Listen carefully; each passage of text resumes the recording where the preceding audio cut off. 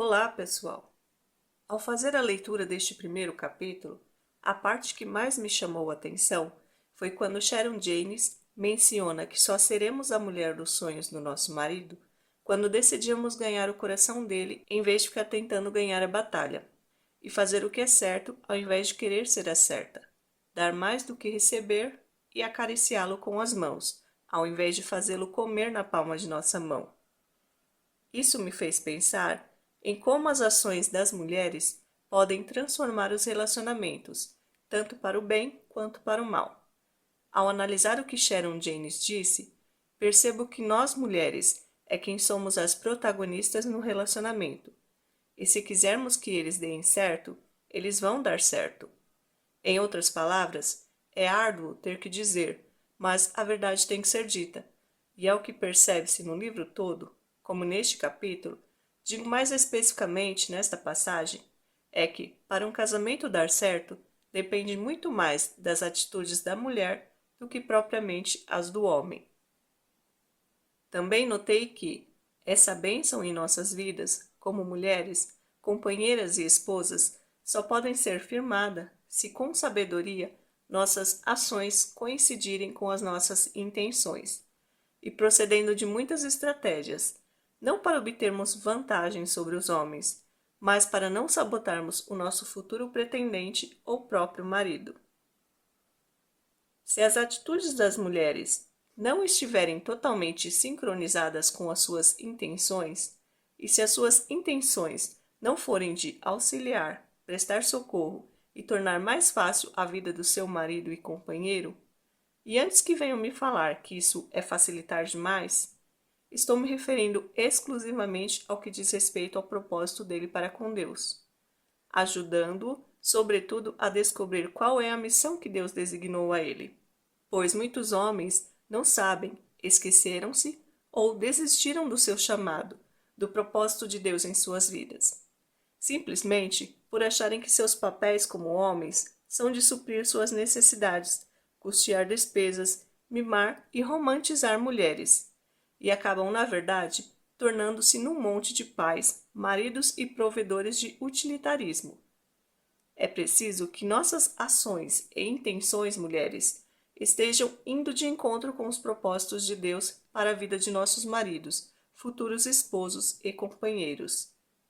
Se não procurarmos saber os propósitos de Deus para a vida dos homens, e principalmente dos nossos maridos, através dos seus relatos e sonhos, de modo que aceitamos fazer parte deles e ajudá-los a decifrar todos os obstáculos nessa jornada através das nossas ações, com certeza, pelos altos e baixos que o casamento tem, as intenções de muitas mulheres continuarão sendo de que são eles, os maridos, que devem proporcionar o melhor para a família e, acima de tudo, com exclusividade para elas. Nenhuma mulher quer se passar por acomodada, mas não é egoísmo estarmos cheias de boas intenções no relacionamento e as nossas ações não condizerem com o que é de fato os nossos papéis como esposas, principalmente nas áreas sexual, espiritual e financeira? Eu mesma, depois de muito ter quebrado a cabeça, agora é que estou aprendendo, e não em sua totalidade, o que são de fato meus deveres no relacionamento. Você sabe quais são seus papéis, deveres e posicionamento dentro de um casamento, tintim por tintim? Pois bem, não há segredo. É não permitir que o sistema e a opinião de terceiros digam o que é que nós devemos fazer. E procurarmos estar aptas a sempre discutir esses detalhes, generosamente, com nossos parceiros, sem estabelecer e impor a meritocracia, pois não somos as únicas. Só para reforçar, as mulheres esposas não são as únicas a ter direitos especiais e a receber regalias. Os nossos maridos não são os únicos que devem exercer uma atividade mental de concentração. Você, como mulher, qual foi a última vez que você listou quais são os seus papéis e deveres na relação? Pois bem, talvez você ache que os homens é quem deveriam saber. Acredito que a maioria também não sabe, por motivos óbvios. Passaram tempo tentando agradar, sabemos a quem. Mas é essa qualidade a principal característica que uma mulher espera ou quer ver num homem. Um homem que sabe o que quer e o que tem que fazer, e ponto final. Só que um homem que sabe o que quer conta no mínimo com uma mulher que saiba o que tem que fazer. Então, só para finalizar, não deixe que a opinião de terceiros, da comunidade, da sociedade e principalmente do sistema digam quais são os seus papéis e deveres, mulheres. Procurem pautar isso nas suas relações. Havendo prazer e satisfação, será mútua. Havendo desprezo e desgosto, um dos lados dirá: eu fiz minha parte. Procurem discutir, particularmente, quais são os nossos papéis, nossos deveres e ocupações. Eu acredito que não tenha uma parte deste livro que não venha a sensibilizar o leitor, ao ouvinte, principalmente algumas mulheres. Não é possível que não haja meia dúzia de mulheres que não se comovem com essa leitura, se até alguns homens se despertaram ao ter contato com este conteúdo. Espero que vocês extraiam daqui aquilo que seja o melhor para suas vidas. Quem sabe, aprendizados dos quais vale a pena compartilhar. Só mais um ressalve: todos os méritos aqui são da própria autora.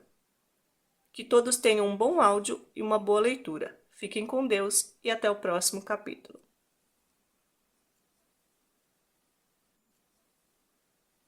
Livro A Mulher dos Sonhos de Seu Marido, de Sharon Jaynes. Capítulo 1. Um convite para ser a estrela principal. E foram felizes para sempre. Espere um pouco. Esse deve ser o final da história, não o começo. Bem, minha amiga, acho que esse sempre foi o nosso problema no casamento. Para ter um casamento feliz, precisamos, em primeiro lugar, ter em mente o final feliz. Cada palavra que proferimos, cada decisão que tomamos, cada ação que praticamos nos aproxima ou nos afasta daquele final. Na primeira vez em que a menina ouve o conto de fadas da donzela em perigo sendo salva pelo belo príncipe, cativada por sua promessa de amor eterno e levada em um cavalo branco ao pôr do sol, um sonho começa a adquirir forma no palco de sua mente. Ela espera que um dia seu príncipe apareça e ora por isso. E um dia ele aparece. Bem, talvez não se pareça com o príncipe dos livros de história, nem com a imagem formada nos tempos de infância, mas, de qualquer maneira, ele é o seu príncipe. Será que as palavras "e viveram felizes para sempre" aparecerão antes que a última cortina desça? Minha querida irmã, não se trata apenas de algo pelo qual esperamos. Trata-se de algo pelo qual nos esforçamos. É a cena do último ato, e você, linda dama, foi convidada para ser a estrela principal dessa peça. Você já parou para pensar que seu marido tinha ideias semelhantes de como a mulher de seus sonhos deveria ser? Quando menino, ele provavelmente não leu contos de fadas sobre como tornar-se um príncipe. Um guerreiro, talvez. Nem queria ser um moço elegante que beijou Branca de Neve para despertá-la de um sono provocado pela maldição da bruxa. É bem provável que ele tenha passado direto pelo corredor das bonecas Barbie, onde o galanzinho Ken exibia todos os fios de cabelo no lugar, sobre uma cabeça de plástico, e se dirigido com passos firmes à procura dos soldadinhos dos comandos em ação. Talvez, somente depois de ter chegado à adolescência, seu marido tenha começado a pensar com mais firmeza nos atributos que gostaria de ver em uma esposa. No entanto, a visão dele a respeito de uma futura companheira certamente começou a adquirir vida quando ele pousou os olhos em você.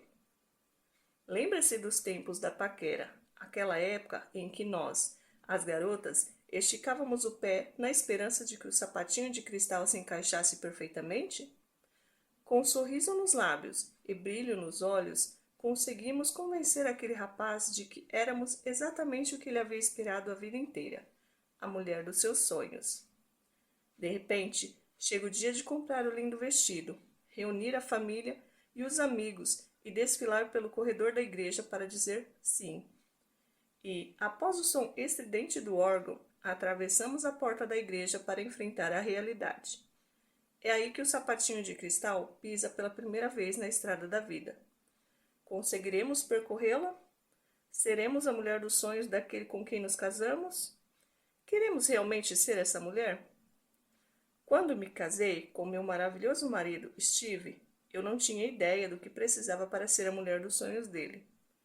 Ele me disse que eu era essa mulher, mas eu tinha a ligeira impressão de que um casamento feliz requeria algo mais que simplesmente amar Steve e ser amada por ele.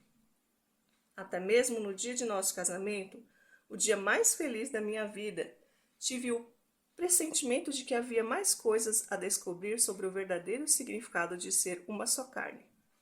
E não demorou muito para constatar que estava certa. Em Provérbios 31, a Bíblia descreve o caráter da mulher exemplar. Uma esposa exemplar, feliz quem a encontrar, é muito mais valiosa que os rubis. Versículo 10. Essa mulher era inteligente, habilidosa, econômica, trabalhadora e forte. Além de ser reverente a Deus, era uma mãe abençoada, eficiente mantenedora do lar e administradora financeira, amiga fiel, conselheira e cuidadora dos necessitados da comunidade. Era uma força poderosa, descrita muito antes de Ellen Head cantar: Sou mulher, ouçam meu grito. E o que o marido da mulher exemplar achava de todas as suas admiráveis qualidades? Ele a elogiava, dizendo: Muitas mulheres são exemplares, mas você a todas supera. Versículo 29. O que é necessário para que o homem elogie a esposa durante toda a vida conjugal? Para encontrar a resposta a essa pergunta, entrei em contato com centenas de homens e fiz inúmeras entrevistas. Perguntei a eles: Como você descreveria a mulher dos seus sonhos? O que gostaria que sua esposa entendesse sobre você e seus anseios? O que sua esposa sabe fazer bem e que as outras mulheres deveriam imitar? Qual foi ou é o maior problema em seu casamento? Como sua esposa poderia ajudar a resolver esse problema? O que você gostaria que sua esposa soubesse sobre as qualidades que um homem deseja ver na mulher de seus sonhos? Enquanto compilava as entrevistas e pesquisas, notei 7 qualidades mencionadas várias vezes a respeito da mulher dos sonhos. Ela ora pelo marido, o respeita, o adora, revela uma amizade íntima com ele, protege o casamento, encoraja o marido e o satisfaz sexualmente. Apesar de cada homem ter características próprias, como se fossem suas impressões digitais, essas 7 qualidades são universais. Quero que você saiba que não me considero especialista no assunto, nem conheço tudo sobre a arte de ser a mulher dos sonhos de meu marido. Ao contrário, estou aprendendo junto com você. Descobri muitas coisas com os homens com quem conversei ao longo dessa jornada. O que mais me impressionou foi que eles amam verdadeiramente sua esposa e desejam ter um casamento sólido, construído sobre um alicerce de incontáveis experiências compartilhadas. Eles foram muito sinceros comigo e sentiram-se seguros para relatar o que se passava em seu coração e em sua mente. A maioria, contudo, não quis arriscar-se a usar o nome verdadeiro.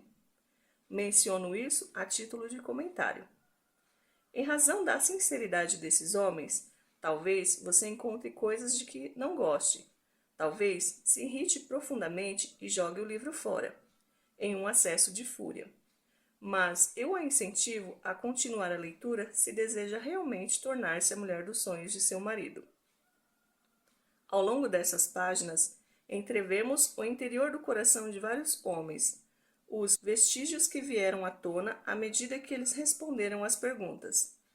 Talvez você se veja em uma ou duas dessas respostas, quem sabe? Quero convidá-la a participar comigo de uma jornada fantástica, na qual você é a estrela principal da grande obra chamada casamento, e a descobrir as alegrias de ser a mulher dos sonhos de seu marido. Ela ora por ele. Qual o papel da oração?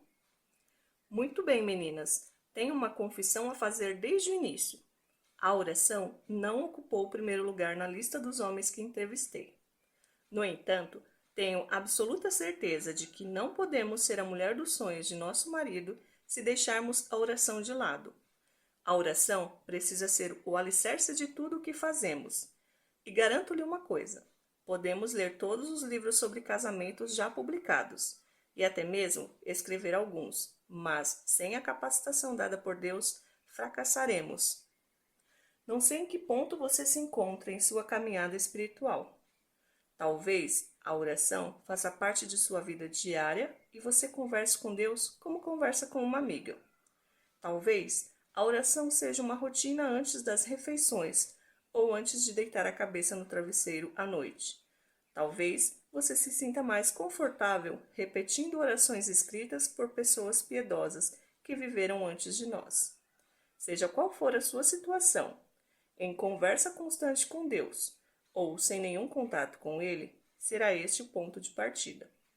Se a conversa com Deus for um novo conceito para você, eu a incentivo a descobrir comigo como usar o único recurso verdadeiro que poderá oferecer-lhe a determinação, a perspicácia e a sabedoria para ser a mulher dos sonhos de seu marido. Se você está casada há mais de uma semana, provavelmente já notou que o casamento não é nada fácil. Assentimos com a cabeça em sinal de concordância quando o pastor diz: "E os dois se tornarão uma só carne." Mas, a seguir, desfilamos pelo corredor da igreja e atravessamos a porta querendo saber: a carne de qual dos dois? Quase todas nós apagamos as velas que representam nossas vidas separadas e acendemos a vela da união, mas, em seguida, damos início ao processo de apagar um ao outro. Lembro-me de estar sentada diante do espelho no dia do meu casamento, escovando os cabelos e olhando para o reflexo de uma mulher cheia de esperança e promessas. Eu transbordava de amor por aquele homem dos meus sonhos, que dali a alguns instantes seria meu marido, para sempre. De repente, meus pensamentos deram uma reviravolta. Não é isso que toda noiva sente pelo noivo no dia do casamento? Por que então 50% dos casamentos terminam em divórcio? O que é capaz de frustrar essa linda união? Enquanto olhava meu rosto no espelho, assumi o compromisso de cumprir as promessas feitas na cerimônia do casamento. Prometi a Deus, a meu marido e a mim mesma que faria tudo o que estivesse ao meu alcance para fazer de nosso casamento um sucesso. Logo, aprendi que ao meu alcance não era suficiente. Eu precisava depender do poder de Deus, operando em mim e através de mim para ser a esposa de que meu marido necessitava. Vários anos atrás, quando construímos nossa casa, eu estava tão ansiosa para me mudar que não aguentei esperar que a eletricidade fosse ligada. O construtor avisou que eu precisava esperar pelo menos 2 semanas, mas eu já aguardara 4 meses a mais do que ele havia prometido no início do projeto. "A senhora não pode se mudar para esta casa", o construtor disse. "A eletricidade ainda não foi ligada." "E como os pedreiros fazem para acionar os equipamentos de construção?" questionei. "Está vendo aquela caixinha no poste do telefone?" ele perguntou, apontando. "A empresa de energia elétrica coloca uma caixa de força ali no poste. Ela fornece eletricidade suficiente para acionar nossos equipamentos, mas não tem condições de fornecer energia para toda a casa." "Se é suficiente para vocês, é suficiente para mim", contra-argumentei. Percebendo que perderia a batalha, ele prosseguiu: "Está bem, vamos fazer um trato. A senhora poderá mudar-se, mas terá de acender apenas algumas lâmpadas por vez. Se quiser ligar o chuveiro, terá de apagar todas as lâmpadas e deixar o aquecedor de água ligado por cerca de 30 minutos. Depois, vai ter de desligar o botão quando terminar." Senti o gosto da vitória. Mudamo-nos para a nova casa. A princípio, foi muito empolgante, como se estivéssemos acampando dentro de uma linda barraca. Mas, depois de algum tempo, cansei-me da comida fria e dos banhos gelados. Os jantares à luz de vela deixaram de ser românticos. Algumas semanas depois, os funcionários da empresa de energia elétrica fizeram todas as instalações. Foi maravilhoso. Acendi as luzes, tomei uma ducha quente e deixei o forno aquecendo, tudo ao mesmo tempo. Enquanto observava os homens retirarem a caixa de força do poste do telefone, fiquei surpresa ao lembrar que ocorrem fatos semelhantes em minha vida. Deus concedeu-me o poder do Espírito Santo no momento em que aceitei Jesus Cristo como meu Salvador. E Ele me convida a fazer uso deste poder todos os dias. Às vezes, eu usufruo o poder de Deus apenas o suficiente para sobreviver. Outras vezes, como se estivesse com todos os circuitos ligados. A diferença ocorre quando decido estar ligada na fonte de energia de Deus por meio da oração. Não quero nunca mais depender de uma caixa de força. Não quero nunca mais usufruir o poder de Deus apenas para sobreviver. E meu casamento depende dessa decisão. A mulher dos sonhos dele? Bem, em alguns dias isso acontece, concordo. Talvez em certos pesadelos nos quais fui a estrela principal. Em outros, sou a mulher ideal para Steve, e ele não consegue tirar aquele sorriso bobo do rosto. Não sei se você passa mais tempo agindo como Cinderela ou como Cruella Cruel, mas este será o nosso ponto de partida de hoje em diante, a oração. Descrever a mulher dos meus sonhos? Sou casado com ela. Ela é uma mulher muito consagrada e ama o Senhor. É paciente, meiga, carinhosa, sabe perdoar e me aceita como eu sou, com todos os meus defeitos. Dan. Minha esposa tem uma capacidade maravilhosa de solidarizar-se com outras pessoas e sofrer com elas. Que dom admirável Deus lhe concedeu. Dom. Descrever a mulher dos meus sonhos? É aquela que tenho. Ela ama Cristo, me ama e é uma mãe excelente para nossos filhos. Josh. A mulher dos meus sonhos é a esposa pela qual orei. Quando era adolescente e nunca havia namorado, orei para que Deus me desse uma garota para amar. Ele respondeu às minhas orações e estamos casados há mais de 14 anos. Ela é bonita por dentro e por fora, é mãe carinhosa, trabalhadora dedicada e serva fiel em nossa igreja. E melhor ainda, sei que ela me ama e me respeita. Ao olhar para trás, vejo que ela sobrepujou todos os meus sonhos, mas é exatamente a mulher pela qual orei. Jean. Um bom casamento não é um contrato entre duas pessoas, mas uma aliança sagrada entre três. Nossa única esperança. Bonita e seu marido estavam a caminho da lua de mel, viajando na primeira classe em companhia de dois casais que comemoravam o 35º e o 50º aniversários de casamento. A comissionária de voo, casada havia 25 anos, achou que seria divertido os dois casais mais velhos aconselharem os recém-casados. Eles lhes deram estes dois conselhos: não briguem por causa de dinheiro e não durmam zangados um com o outro. Sentada ao lado do marido, ambos com olhar sonhador, Bonita pensou: faço demais. Por que motivo eu haveria de brigar com este homem elegante, charmoso e completamente irresistível? Algumas de vocês já devem estar rindo. Por quê? Vamos avançar alguns meses na história do casal. Bonita contou: lembro-me nitidamente da noite em que atirei aquele conselho pela janela. Estava sentada diante da mesa de nossa pequena cozinha, juntando as contas para pagar. Meu marido entrou e disse: tenho orado sobre isso e decidi que, de agora em diante, vou controlar as finanças da família. Caí na gargalhada, mas, ao ver seu semblante sério, fiquei apavorada.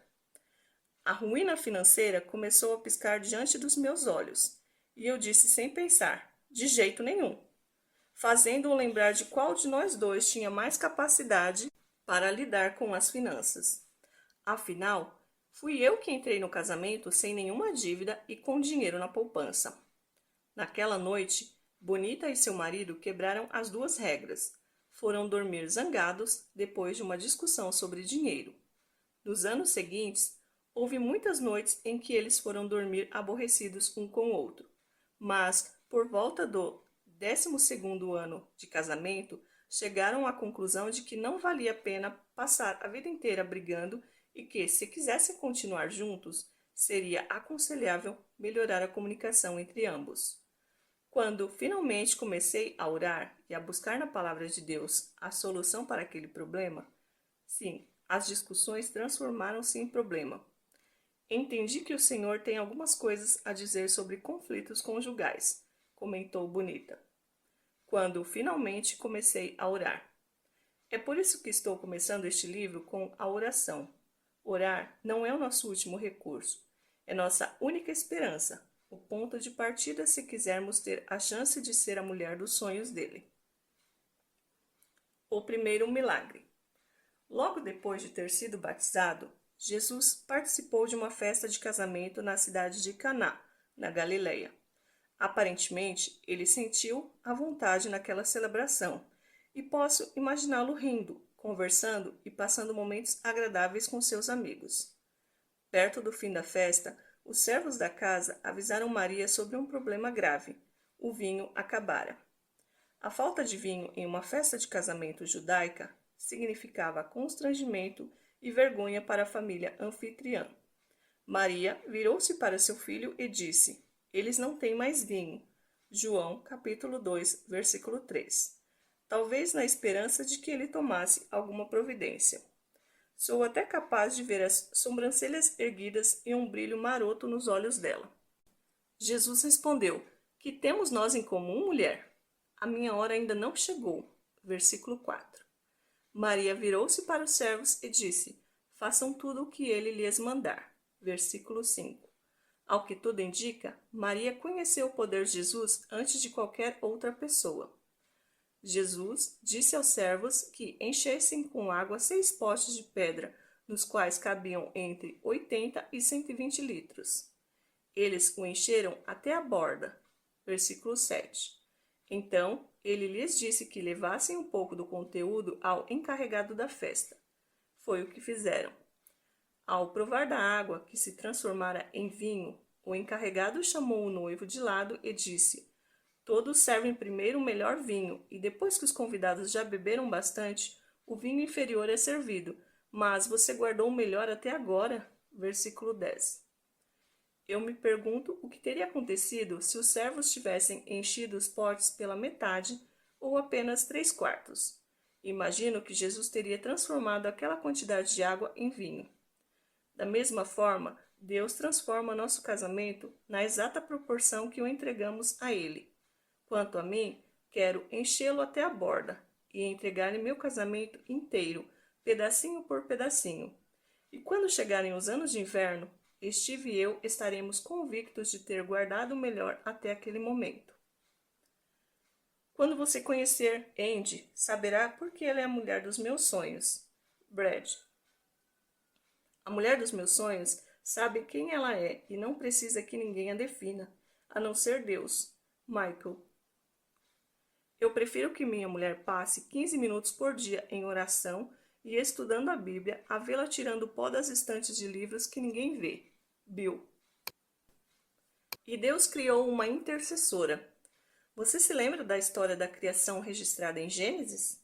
Não me canso de admirar o maravilhoso começo deste livro da Bíblia, o qual passei a amar. No princípio, Deus criou os céus e a terra. Gênesis, capítulo 1, versículo 1. Antes da criação do mundo, não havia nada. Tente pensar no nada. É muito difícil.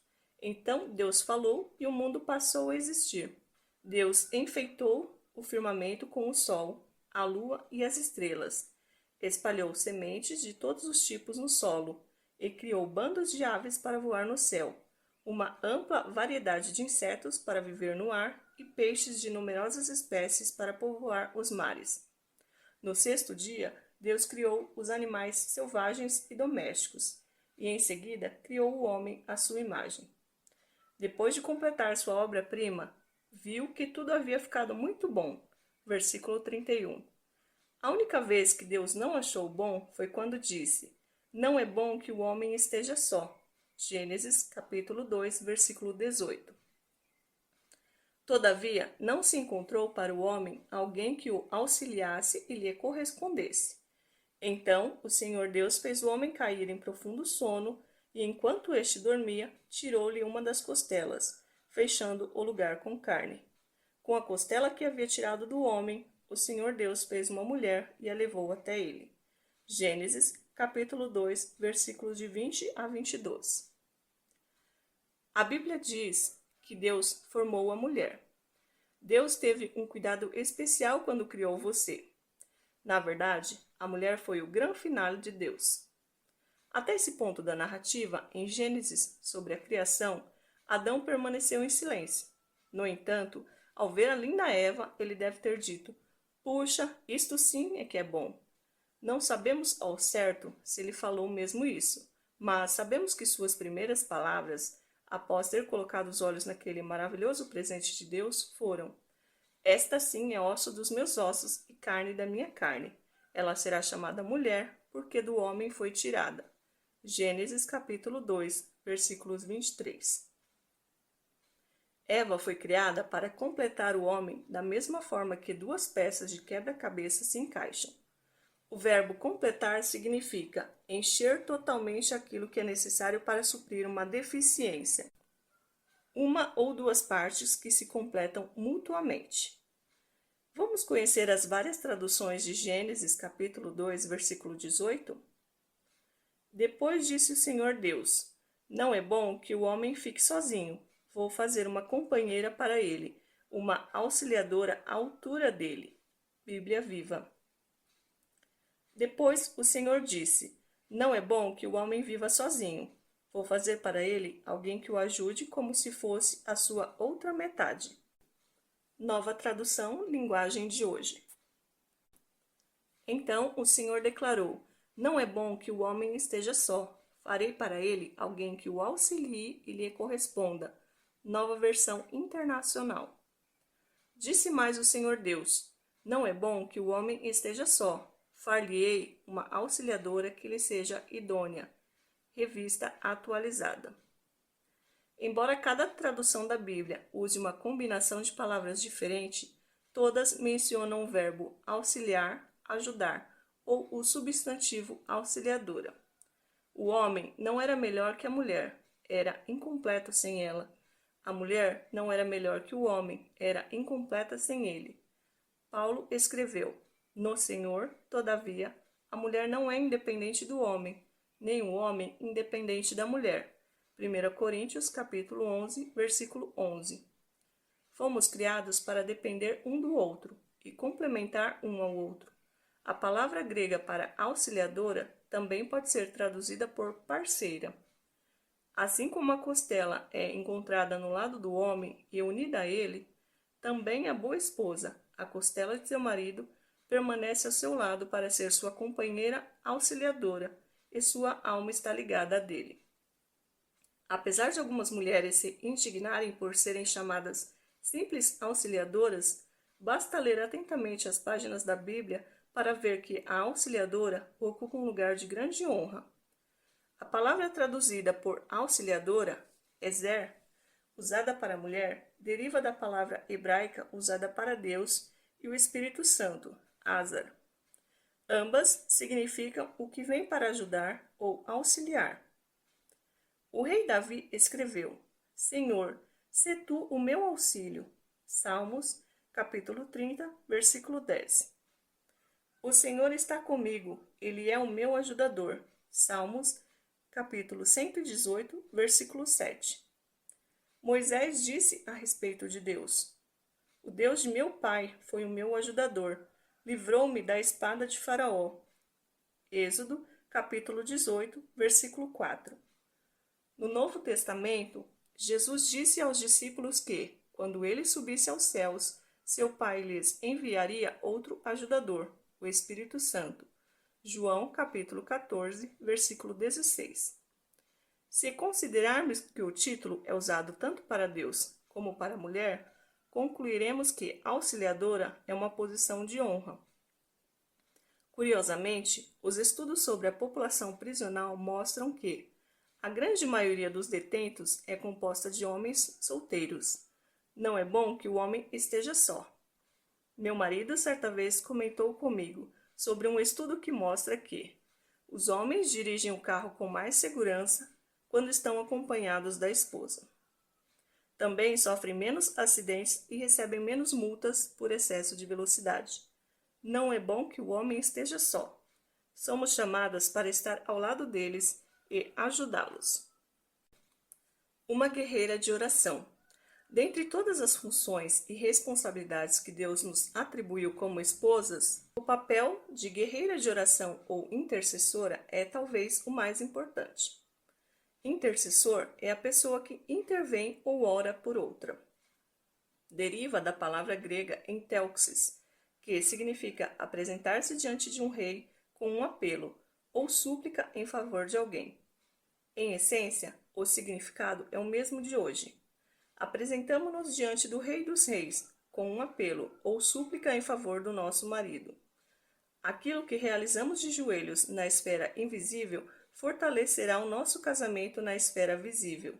Não há outra pessoa que receba mais chamados ou seja mais qualificada para orar por seu marido que você.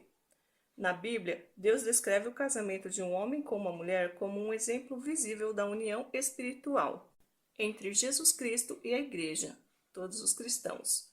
Os cristãos são chamados a noiva de Cristo. Apocalipse, capítulo 19, versículo 7.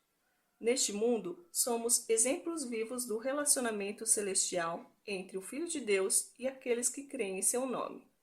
Deus instruiu os homens: maridos, ame cada um a sua mulher, assim como Cristo amou a igreja e entregou-se por ela. Efésios, capítulo 5, versículo 25. Há alguém que deseja destruir esse exemplo vivo, e seu nome é Satanás. Jesus disse: o ladrão, Satanás, vem apenas para roubar, matar e destruir. João, capítulo 10, versículo 10. Satanás deseja destruir o casamento, uma instituição ordenada e idealizada por Deus. Ele começou por Adão e Eva no Jardim do Éden e até hoje continua pondo em prática seus estratagemas destrutivos. Satanás não é muito criativo, mas é muito eficiente e ainda lança mão das mesmas tentações e táticas que usou para minar o primeiro casamento na Terra. Ele anuncia um ataque geral às famílias e começa pela parte principal, o marido e a esposa. Muitas vezes, deixamos de enxergar o verdadeiro inimigo em nossos problemas conjugais. Paulo explica: pois a nossa luta não é contra seres humanos, mas contra os poderes e autoridades, contra os dominadores deste mundo de trevas, contra as forças espirituais do mal nas regiões celestiais. Efésios capítulo 6, versículo 12.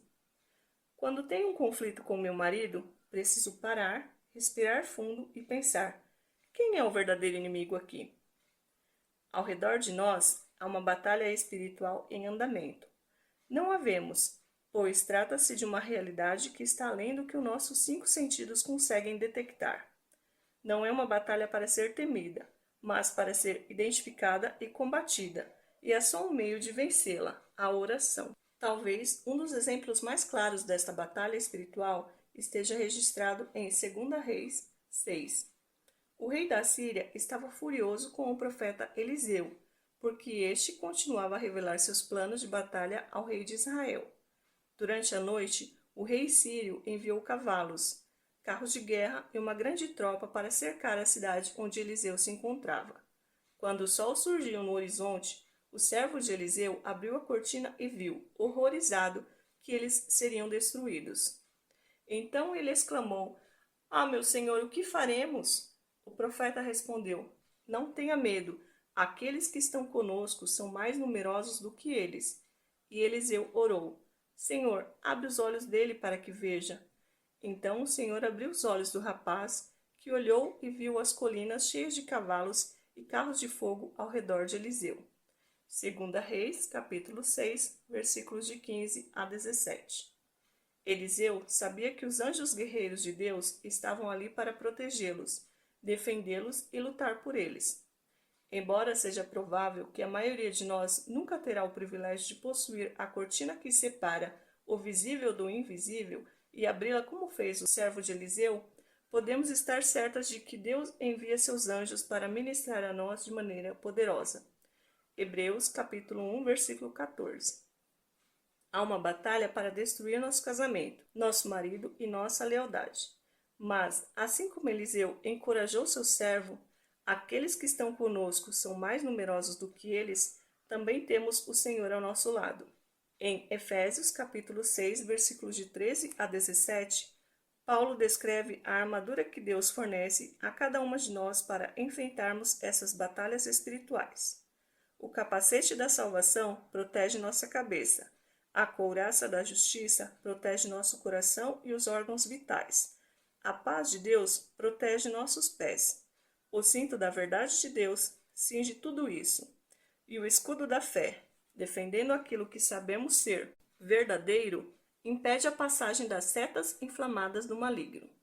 Todas as peças da armadura destinam-se a nos defender, exceto uma, a espada do Espírito, ou seja, a palavra de Deus. Com a verdade dessa palavra, combatemos as mentiras do inimigo. Quando foi tentado por Satanás no deserto após ter jejuado por 40 dias, Jesus disse apenas uma arma para defender, a mesma que eu e você temos à disposição. Ele usou a Bíblia para lutar com o inimigo. Está escrito, está escrito, está escrito. Jesus disse.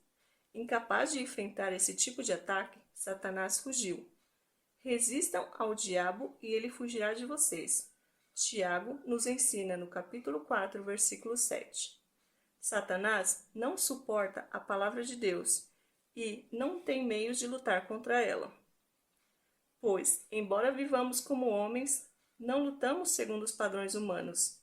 As armas com as quais lutamos não são humanas, ao contrário, são poderosas em Deus para destruir fortalezas. Destruímos argumentos e toda pretensão que se levanta contra o conhecimento de Deus, e levamos cativo todo pensamento para torná-lo obediente a Cristo. 2 Coríntios, capítulo 10, versículos de 3 a 5. Observe que em Efésios há apenas uma arma de ataque, mas no texto de 2 Coríntios, capítulo 10, versículos de 3 a 5, encontramos a palavra armas, no plural.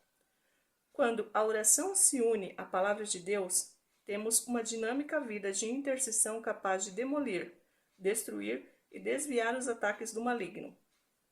Satanás adora nos atacar quando estamos atarefadas, mas odeia fazer isso quando oramos. Ele gosta de nos ver preocupadas com nossos problemas e tentando resolvê-los sozinhas, mas quando começamos a orar, ele se desespera. Sim, há um inimigo disposto a nos destruir, mas há também um Redentor, que deseja para nós um casamento pleno, gratificante e duradouro. Jesus disse, eu vim para que tenham vida e a tenham plenamente. João capítulo 10, versículo 10. Não é de admirar que ele tenha realizado seu primeiro milagre em uma festa de casamento. Um dos maiores benefícios da oração é que passamos a ter maior intimidade com Deus. Ele deseja restaurar nosso casamento, mas deseja também que conheçamos Javé Rafá, aquele que cura. Ele quer suprir nossas necessidades, mas quer também que tenhamos um relacionamento com Javé Jiré, o Deus provedor. Ele espera que tenhamos um casamento fundamentado no amor, mas espera também que conheçamos o Deus de amor. Orar por seu marido é sinônimo de orar por você mesmo. Os casais estão unidos como uma só carne. Portanto, orar por seu marido é igual a orar pela outra metade dele. A oração é poderosa. A palavra de Deus é poderosa. E quando acionamos a palavra de Deus com o fogo de nossos orações, temos uma ferramenta poderosa. Quando oramos segundo a palavra de Deus, começamos a levar cativo todo pensamento que não se alinhe com a verdade. Em certo sentido, renovamos nossa mente ou mudamos nosso modo de pensar. Romanos, capítulo 12, versículo 2. E a transformação do modo de pensar ou de crer é o primeiro passo para mudar a maneira de agir. Inclui no apêndice deste livro um guia para usar a Bíblia nas orações por seu marido, da cabeça aos pés. Talvez você queira orar por uma parte do corpo dele a cada dia, ou orar por ele integralmente, todo o dia. A mulher dos meus sonhos acredita em mim e ora por meu sucesso. Bob. Minha esposa é a mulher dos meus sonhos. Sua prioridade é cuidar de nossa família. E isso é fácil porque ela aprecia e valoriza ser esposa e mãe. Ela administra nossa casa de tal forma que cada um de nós se sente a pessoa mais importante do mundo. É muito habilidosa para arrumar a casa e poupar dinheiro. Cuida muito bem do seu físico. Incentiva-me a trabalhar menos e a passar mais tempo fazendo o que gosto. E isso me faz sentir que ela deseja realmente me ver feliz. Demonstra um entusiasmo divertido e juvenil por atividades simples, como passear no campo, ir à praia e visitar as fazendas da vizinhança para comprar vegetais frescos. Ela não faz questão de ter uma casa requintada, nem um carro do último tipo, mas aprecia um estilo de vida simples, o que me alivia a pressão de ter de ganhar mais dinheiro do que ganho. Jenny. A mulher dos meus sonhos é a mulher com quem me casei há 45 anos. Tivemos, claro, muitos conflitos. Minha tendência de abusar do álcool, dificuldade em controlar meu temperamento, etc. Mas Deus nos uniu. E louvo o seu nome por ter nos ajudado a crescer em sua palavra. James. Um de meus maiores problemas é saber lidar com prioridades. Deus, família, trabalho. Essa é a receita, mas eu sempre inverto a ordem. Minha esposa usou de paciência e perseverança para ajudar-me a aprender a lidar com as prioridades. Nós dois mudamos e passamos a entender que a única pessoa que podemos mudar somos nós mesmos. Bill. A lascívia é um dos problemas com quais eu mais me debato. Minha esposa ajudou-me, orando por mim e permitindo que eu fosse sincero com ela sobre meu desejo de intimidade e relacionamento físico. Joey. Joey e eu tínhamos 17 e 19 anos, respectivamente, quando nos casamos. Ela estava preparada, mas eu não. Ela permaneceu ao meu lado, mesmo quando desviei para o alcoolismo, que abandonei aos 30 anos. Mesmo com todas aquelas ideias e fanfarronices de um jovem, entendi que ela poderia ser minha esposa aonde a vida me levasse, em qualquer circunstância. Esses 40 anos provaram que ela é uma pedra preciosa de valor incomparável. Bart. Oração versus importunação. Há vários versículos na Bíblia que eu gostaria que Deus tivesse deixado de fora. Estes são alguns deles. A esposa briguenta é como uma goteira constante. Provérbios 19, versículo 13. A esposa briguenta é como o gotejar constante num dia chuvoso. Detê-la é como deter o vento, como apanhar óleo com a mão. Provérbios, capítulo 27, versículos 15 e 16. Melhor é viver no deserto do que com uma mulher briguenta e amargurada. Provérbios, capítulo 21, versículo 19. Melhor é viver num canto sobre o telhado do que repartir a casa com uma mulher briguenta. Provérbios, capítulo 25, versículo 24. Bem, por hora está de bom tamanho. Um aspecto que os homens mencionaram repetidas vezes nas pesquisas e entrevistas foi sua aversão por uma esposa rabugenta. Uma goteira pingando, pingando, pingando. Meu dicionário define rabugento como alguém que ralha ou encontra erros repetidas vezes, que causa aborrecimento por ralhar ou agir de maneira repetitiva. Curiosamente, o termo rabugento também define um cavalo inferior ou velho. O melhor remédio para nos curar e impedir que sejamos esposas rabugentas é sermos mulheres de oração. Jesus convida-nos a parar de importunar nosso marido e começar a importunar Deus. Então lhes disse: Suponham que um de vocês tenha um amigo e que recorra a ele à meia-noite e diga: Amigo, empreste-me 3 pães, porque um amigo me chegou de viagem e não tenho nada para lhe oferecer. E o que estiver dentro responda: Não me incomode, a porta já está fechada e eu e meus filhos já estamos deitados. Não posso me levantar e lhe dar o que me pede. Eu lhes digo: embora ele não se levante para dar-lhe o pão por ser seu amigo, por causa da importunação se levantará e lhe dará tudo o que precisar. Por isso lhes digo: peçam e lhes será dado, busquem e encontrarão, batam e a porta lhes será aberta. Pois todo o que pede, recebe, o que busca, encontra, e aquele que bate, a porta será aberta. Lucas, capítulo 11, versículos de 5 a 10. Uma tradução mais literal desta passagem bíblica traria desta forma os verbos pedir, buscar e bater. Peçam e continuem pedindo. Busquem e continuem buscando.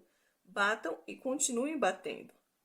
Deus convida-nos a ser persistente nas orações por nosso marido. Podemos entregar as preocupações e cuidados a Deus e deixar que Ele faça o restante. Tanto no Antigo como no Novo Testamentos, Deus encoraja-nos a entregar as preocupações a Ele. Entregue suas preocupações ao Senhor e Ele o susterá. Salmos capítulo 55, versículo 22. Lancem sobre Ele toda a sua ansiedade, porque Ele tem cuidado de vós. 1 Pedro 5 e 7. Lembre-se, você não quer ser a mãe de seu marido, quer ser a mulher dos sonhos dele. Há um aspecto que precisamos levar em consideração: o plano de Deus. Deus diz que seu marido é criação dele, não sua. Deus é o artista na tela da vida de seu marido. Quando tiramos o pincel da mão de Deus, estamos interferindo em sua obra de arte. Lutamos muitas vezes para adaptar nosso marido à nossa imagem de esposa perfeita e atrapalhamos os esforços de Deus para adaptá-lo à sua imagem do homem perfeito, Jesus Cristo. Linda queria desesperadamente que seu marido aceitasse Cristo como seu Salvador. Detestava sentar-se sozinha no banco da igreja. Parecia que todas as pessoas entravam no templo como fizeram os animais ao entrar na arca de Noé, em pares. Linda participava dos cultos sozinha. O marido de Linda tinha um nome que combinava com sua personalidade, Book. Ele era professor do ensino médio e treinador de futebol. Aos 12 anos de idade, Book disse à sua mãe, uma senhora anglicana, que deixaria de ir à igreja. Simplesmente não estou interessado e não vou mais, ele decidiu. Mas de repente, apaixonou-se por Linda, uma batista de cabelos ruivos e determinada. Depois do casamento, Linda continuou a frequentar a igreja, perguntando todas as vezes se Book gostaria de acompanhá-la. A resposta era sempre a mesma: não. Ela não sabia que o pequeno grupo de guerreiras de oração já estava orando por ele. Linda nunca importunou Book sobre sua decisão de não ir à igreja e de não participar de nenhuma atividade religiosa. Apenas continuou a orar por ele e a convidá-lo para acompanhá-la. Depois de mais ou menos um ano, Book surpreendeu Linda dizendo que a acompanharia a um estudo bíblico para casais. Ali, ele observou o amor que havia entre aquele grupo de amigos e, por mais incrível que pudesse parecer, eles também o amavam. Em nenhuma ocasião, com aquela turma, ele se sentiu um estranho no ninho, ou rejeitado. Depois de assistir a 4 reuniões semanais, Book surpreendeu todos enquanto o grupo encerrava as atividades com uma oração.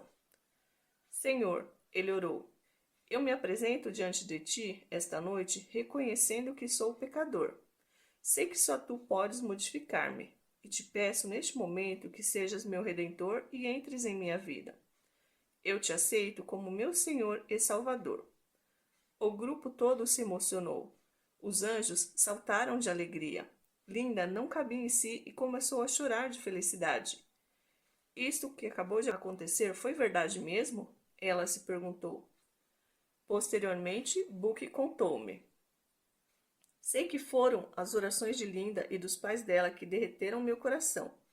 Não fazia parte da minha personalidade concordar em ir a um estudo bíblico.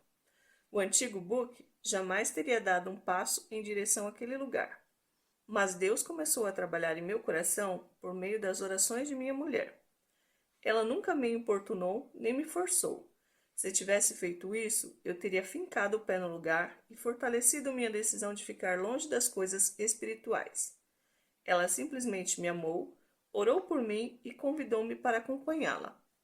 Assim que comecei a frequentar o estudo bíblico, conheci pessoas incríveis que tinham uma paz e uma alegria que eu desejava para a minha vida. Linda e Book estão casados há 27 anos. Agostinho aconselhou-nos: faça o que puder fazer e ore pelo que não puder fazer. A mudança em nosso marido recai na categoria do que não podemos fazer. Ore e Deus promoverá a mudança. Orando por nós mesmas. Tenho uma pergunta a fazer. Por que queremos ser a mulher dos sonhos dele? Seria para um dia alcançarmos o que queremos? Seria para forçá-lo a tornar-se, em um passe de mágica, o homem de nossos sonhos e fazer todas as nossas vontades tão logo percebesse quanto somos irresistíveis? Seria para conseguir controlá-lo e fazê-lo comer na palma de nossa mão? São perguntas interessantes, mas só seremos a mulher dos sonhos dele quando decidirmos que queremos ganhar seu coração em vez de ganhar a batalha, fazer o que é certo em vez de ser certa, dar mais do que receber e acariciá-lo com as mãos em vez de fazê-lo comer na palma de nossa mão. Ser a mulher dos sonhos dele inclui sacrifício, inclui orar constantemente por ele, respeitá-lo como homem e como líder, adorá-lo como se ele fosse o único a acelerar as batidas de nosso coração, iniciar uma amizade íntima com ele, criando situações de interesse comum, proteger o casamento, colocando sempre em primeiro lugar o relacionamento entre nós, encorajá-lo em seus sonhos e esforços e satisfazê-lo sexualmente. Muitas vezes significa negar a nós mesmas e colocar as necessidades do marido acima das nossas. Você já se deu conta de que podemos orar por nosso marido por motivos errados? Tiago escreveu: quando pedem, não recebem, pois pedem por motivos errados, para gastar em seus prazeres. Capítulo 4, versículo 3. Puxa, significa então que não devo orar para que Steve mude de ideia sobre o novo sofá que tanto quero? A oração por nosso marido não deve ter o objetivo de levá-lo a fazer o que nós queremos, mas o que Deus quer. Hollywood diz que seremos felizes quando encontrarmos a pessoa certa. Descobri, no entanto, que o casamento é bem-sucedido quando nos tornamos a pessoa certa. Denise contou-me: orei durante anos para que Deus mudasse meu marido. Nosso casamento foi de mal a pior e acabamos nos separando e pensando em divórcio. Comecei então a dedicar-me à leitura sobre o significado de ser uma esposa piedosa. Aos olhos do mundo, eu cumpria bem o meu papel. Aos olhos de Deus, estava destinada ao fracasso. Comecei a orar, desta vez de todo o coração. Deus respondeu ao meu pedido de mudar meu marido. Ele me mudou. Como devemos começar a orar por nós mesmas a fim de nos tornarmos a mulher dos sonhos dele? Seria aconselhável dar uma olhada na definição de amor que a Bíblia apresenta em 1 Coríntios capítulo 13. Entre outras versões, esta é uma paráfrase no qual você talvez queira refletir. Ainda que eu lecione em grupos de estudo bíblico, me apresente como voluntária para o Ministério de Mulheres e cante no coral, se não tiver amor por meu marido, seria apenas como o sino que ressoa ou como o prato que retine. Ainda que eu tenha diploma de faculdade, um emprego altamente remunerado e uma carreira bem-sucedida, se não tiver amor por meu marido, serei como uma mulher falida em termos emocionais e espirituais. Ainda que eu tenha uma fé capaz de mover montanhas, esteja sempre pronta para orar pelos necessitados e tenha memorizado metade da Bíblia, se não tiver amor por meu marido, serei desobediente e não agradarei a Deus. ainda que eu tenha uma casa impecável. Cuide muito bem do gramado e prepare refeições nutritivas e balanceadas. Se não tiver amor por meu marido, nada disso me valerá. Um empregado ou empregada será capaz de fazer esse serviço. Senhor, ajuda-me a ser paciente, ajuda-me a ser bondosa. Oro para não invejar outras mulheres que, aparentemente, têm um casamento mais feliz e um marido mais prestativo nos afazeres domésticos, mais atencioso ou mais romântico. Oro para que eu nunca tente me vangloriar humilhando meu marido. Senhor, oro para não ser uma mulher orgulhosa que se recusa a dar ouvidos ao marido, aquela que sempre tem a última palavra, que sempre acha que sua solução é a melhor. Oro para não usar palavras ásperas com meu marido, não fazer pouco caso de suas necessidades, nem ser ingrata por tudo que ele faz e é. Quero tratá-lo com respeito e a honra dignos de um rei. Oro para não ser egoísta, sempre pensando no que é melhor para mim. Quero pensar no que é melhor para o meu marido. Oro para não irar-me com facilidade, não guardar rancor, não manter um registro de seus erros, não planejar meios de me vingar dele e não usar a língua como uma arma para feri-lo. Oro para não dizer com satisfação, bem que eu avisei, quando as coisas não funcionarem da maneira que meu marido esperava. Senhor, acima de tudo, oro para que meu marido me veja como sua maior torcedora, alguém que deseja alegrar-se com ele nas vitórias, sejam grandes ou pequenas, que ele me veja como alguém que deseja proteger nosso casamento e nosso amor. Ajuda-me a criar um ambiente acolhedor e amoroso, no qual ele se sinta seguro, bem-vindo e honrado. Oro para que me dês tolerância quando a situação se tornar difícil. Peço-te que a palavra divórcio nunca me passe pela mente, nem seja proferida por meus lábios como uma opção. Senhor, sei que o amor nunca perece e que tu nunca falhas. Enche-me com o teu Santo Espírito e dá-me força para suportar as provações e amar meu marido como tu desejas que eu o ame, até que a morte nos separe. Em nome de Jesus. Amém. A oração transforma vidas. Causa-me espanto todas as vezes que eu ouço alguém dizer: acho que a única coisa que me resta fazer é orar. Ó céus! E chego a assustar-me quando ouço essas palavras vindas de minha boca. A oração nunca deveria ser vista como último recurso, mas como uma primeira linha de defesa. Seja qual for a condição atual de seu casamento, a oração o tornará melhor. Deus pode transformar um mau casamento em bom e um bom casamento em excelente. As respostas de Deus à oração curam enfermos, alimentaram famintos, suspenderam a chuva, impediram a terra de girar em torno de seu eixo por 1 hora, dividiram o mar vermelho, extraíram água da rocha, abriram a madre, confundiram inimigos, escancararam portas de prisões, purificaram leprosos, fizeram o paralítico dançar, deram coragem aos medrosos e ressuscitaram homens e mulheres. Jesus disse: eu lhes asseguro que se vocês tiverem fé, do tamanho de um grão de mostarda, poderão dizer a este monte: vá daqui para lá, e ele irá.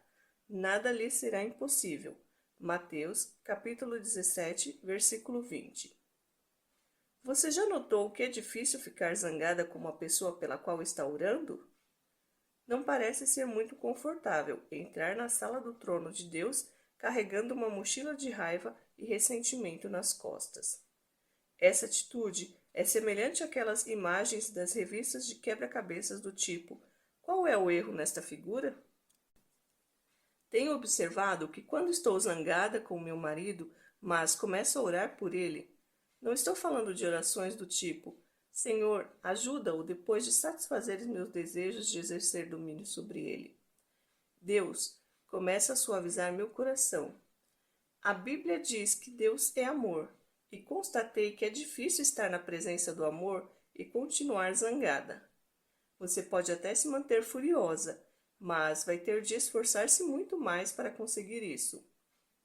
Às vezes, É difícil orar por nosso marido quando estamos irritadas com ele. Mas, se Deus diz que devemos orar por nossos inimigos, devemos orar muito mais pelo companheiro que ele nos deu para a vida toda. Sei que há muitas mulheres que têm o coração em pranto quando leem esse livro. Talvez estejam pensando: como meu casamento se desviou tanto daquilo que eu esperava?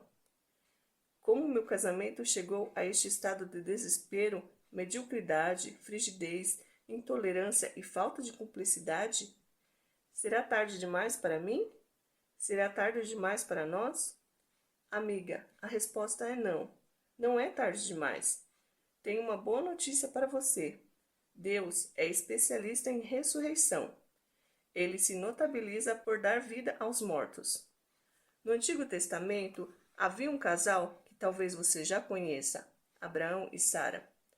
Deus prometeu a Abraão que seus descendentes seriam mais numerosos que as estrelas no céu. Havia, porém, um problema. Sara, sua mulher, era estéril. Deus lembrou várias vezes a Abraão sobre sua prometida descendência, mas Sara continuou a comemorar vários aniversários sem nenhuma esperança de ter filho. Mas, quando Abraão estava com 99 anos e Sara com 89, o Senhor voltou a visitar Abraão e reiterou sua promessa de tornar os descendentes de Abraão mais numerosos que as estrelas no céu. Voltarei a você na primavera, e Sara, sua mulher, terá um filho. Gênesis capítulo 18, versículo 10. Aquilo foi demais para Sara. Ao ouvir que teria um filho dali a um ano, ela riu. Deus ouviu seu riso em tom de zombaria e perguntou: existe alguma coisa impossível para o Senhor? Versículo 14. No ano seguinte, foi Deus quem riu de Sara. Ela teve um menino e chamou-o Isaque, que significa riso. Nada difícil demais para Deus, minha amiga. Absolutamente nada. Ele ressuscitou Lázaro, ressuscitou o filho da viúva de Naim e ressuscitou Jesus Cristo dentre os mortos. Em Ezequiel, capítulo 37, versículos de 1 a 10, lemos que ele devolveu a vida a um monte de ossos secos. Assim diz o soberano, o Senhor, a estes ossos: farei um espírito entrar em vocês, e vocês terão vida. Porei tendões em vocês, e farei aparecer carne sobre vocês, e os cobrirei com pele.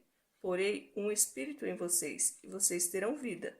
Então vocês saberão que eu sou o Senhor. Ezequiel, capítulo 37, versículos de 5 a 6. Deus transformou aquele vale de ossos secos em um exército enorme. Nada, absolutamente nada, é impossível para Deus. Jesus disse: tudo é possível àquele que crê. Marcos, capítulo 9, versículo 23. Um bebê nasceu de um útero seco. Os dedos se materializaram nas mãos e nos pés de um leproso. Um filho ressuscitou enquanto era conduzido para ser enterrado. Agora me responda: há alguma coisa em sua vida que seja tão difícil para um Deus como este? Onde tudo começa. Conheço várias histórias sobre como a oração mudou a vida de muitos homens, mas escolhi a de um homem chamado Alan para contar a você. Alan e mais 5 irmãos foram criados apenas pela mãe, no leste da Carolina do Norte. O pai morreu quando ele tinha 5 anos e sua mãe camponesa ficou com a desanimadora tarefa de criar os 6 filhos nos últimos anos da Grande Depressão. Nos tempos de rapaz, Alan trabalhou como motorista de caminhão de entregas para uma madeireira de uma pequena cidade. Formou-se no ensino médio aos 17 anos, alistou-se como soldado na Guerra da Coreia aos 18, casou-se aos 19 e foi pai aos 20. Nos 30 anos seguintes, Alan teve um grande progresso. Passou de motorista de caminhão de entregas a gerente de uma próspera empresa de materiais de construção. Alan e a esposa Louise tiveram outro filho quando ele estava com 25 anos e mais um quando estava com 28. Em termos financeiros, a vida transcorria muito bem para Alan e Louise. No entanto, havia naquele lar um segredo que poucas pessoas conheciam. Alan tinha um sério problema de alcoolismo. Não bebia todos os dias, mas quando bebia, o álcool causava-lhe um efeito devastador e o transformava em um homem agressivo. Na maioria das vezes, suas explosões violentas eram dirigidas à esposa. Infelizmente, os filhos viam aterrorizados o pai destruir os móveis da casa, esmurrar a mãe deles e aniquilar a família com palavras rudes e cruéis. O álcool não era o único vício na vida de Alan. Embora nunca fosse assunto de discussão em casa, o envolvimento dele com jogatina, pornografia e mulheres fazia parte da realidade não verbalizada. No entanto, algo surpreendente aconteceu quando Alan se aproximava dos 40 anos. Sua filha de 14 anos fez amizade com uma mulher da vizinhança, que a levou a conhecer Cristo. A filha adolescente apaixonou-se por Jesus. Alan não sabia o que pensar da fé recém-encontrada pela filha. É uma fase, ele lhe disse. Tenho certeza de que vai passar, só não exagere.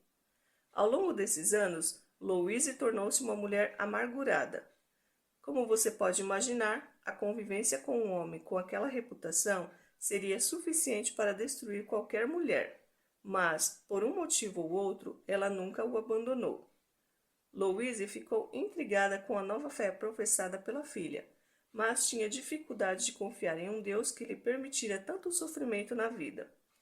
A filha começou a orar para que os pais aceitassem Cristo como seu Salvador.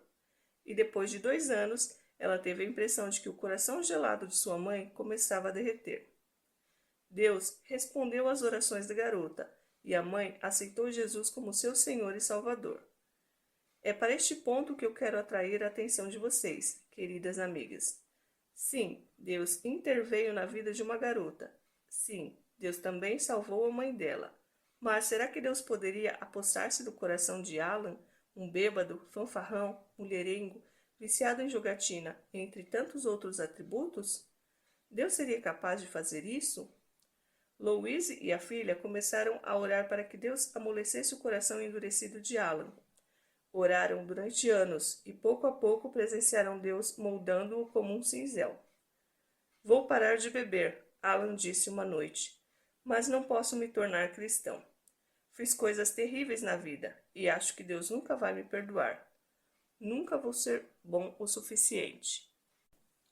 Ah, papai, a filha replicou, Deus vai perdoar você assim que pedir perdão a ele. Além disso, ninguém consegue ser bom o suficiente. Se fosse assim, Jesus não precisaria ter morrido na cruz por nossos pecados. À medida que Deus começou a amolecer o coração de Alan, ele parou de beber. Parou de vez. Aquilo foi um milagre, mas havia ainda um vulcão de ira que ribombava continuamente sob a superfície. E Louise nunca sabia quando aquela raiva entraria em erupção, cuspindo a lava de ódio e amargura sobre a vida delas.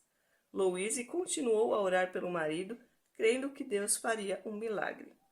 3 anos depois que Louise entregou a vida ao Senhor e iniciou uma jornada de oração pelo marido, Alan começou a passar por uma série de reviravoltas daquelas que só Deus poderia ter orquestrado. Pediu demissão da empresa na qual trabalhava como gerente e deu início, com outros 4 investidores, a um negócio próprio, no ramo de materiais de construção. No entanto, seu ex-empregador o processou porque havia uma cláusula em seu contrato que o proibia de trabalhar dentro de um raio de quase 100 quilômetros em uma empresa concorrente. Alan enfrentou um tribunal, só Deus sabe por quê, e teve a reputação manchada na cidadezinha na qual morava. Vergado sob o peso da opressão, ele caminhava rumo a um colapso nervoso e à perda total do controle de sua vida. Agora, Deus o tinha no lugar exato que queria. Alan chegou ao fundo do poço e só havia uma alternativa: sair de lá. Louise havia ido a uma reunião de negócios na Pensilvânia e Alan precisava desesperadamente vê-la. Pegou o carro e dirigiu cerca de 800 quilômetros, mas não foi ao hotel onde ela estava hospedada. Dirigiu-se a uma igreja e perguntou se havia ali alguém que pudesse orar por ele. Qual é a sua denominação? A recepcionista perguntou. Não sei, digamos que sou batista, ele respondeu. Nosso pastor não está hoje, ela disse, enquanto rabiscava um mapa improvisado em uma folha de papel. Mas sei que Clyde Barnes, pastor de uma igreja batista que fica nessa mesma rua, está colaborando na construção de um novo templo na igreja dele. Recomendo que o senhor vá até lá. Tenho certeza de que ele poderá ajudá-lo. Alan entrou novamente no carro e dirigiu-se a uma igreja na zona rural, onde encontrou um homem com um martelo na mão e Jesus no coração. O que posso fazer por você? O pastor perguntou. Preciso que o senhor ore por mim, Alan explicou, com lágrimas correndo sobre o rosto marcado pelo tempo. Vamos sentar aqui neste tronco de madeira enquanto você me conta o que está acontecendo. Alan passou várias horas sentado em um tronco de madeira ao lado de um colega de profissão e contou-lhe tudo o que havia feito. Curiosamente, o pastor havia feito as mesmas coisas que Alan imaginava que Deus jamais o perdoaria. Depois de 5 anos de oração de uma garota por seu pai e de 3 anos de oração de uma esposa pelo marido, Alan ajoelhou-se no meio das árvores, pediu perdão a Deus por todos os seus pecados e aceitou Jesus Cristo como seu Senhor e Salvador pessoal. Naquele dia, Alan tornou-se uma nova criatura em Cristo e tudo começou com a oração. Posteriormente, ele explicou: Contei àquele homem tudo o que eu havia feito e ele disse que fizera as mesmas coisas. Imaginei que, se Deus o perdoou e até permitiu que ele fosse pastor, também poderia me perdoar. Maravilhosa graça, quão doce é seu som. Para mim, esta é mais que uma bela história, é a lembrança de um milagre. Alan era meu pai. Amigas, tenho visto o poder da oração transformar vidas. Tudo começou em minha casa, quando eu era adolescente. Vejam só, meu velho pai, malvado, passou a ser um dos homens mais carinhosos que conheci. Ele morreu de mal de Alzheimer aos 66 anos, e as pessoas que cuidavam dele sempre se surpreendiam com o sorriso em seu rosto e a doçura de seu coração. Você quer ser a mulher dos sonhos de seu marido? Tudo começa com a oração.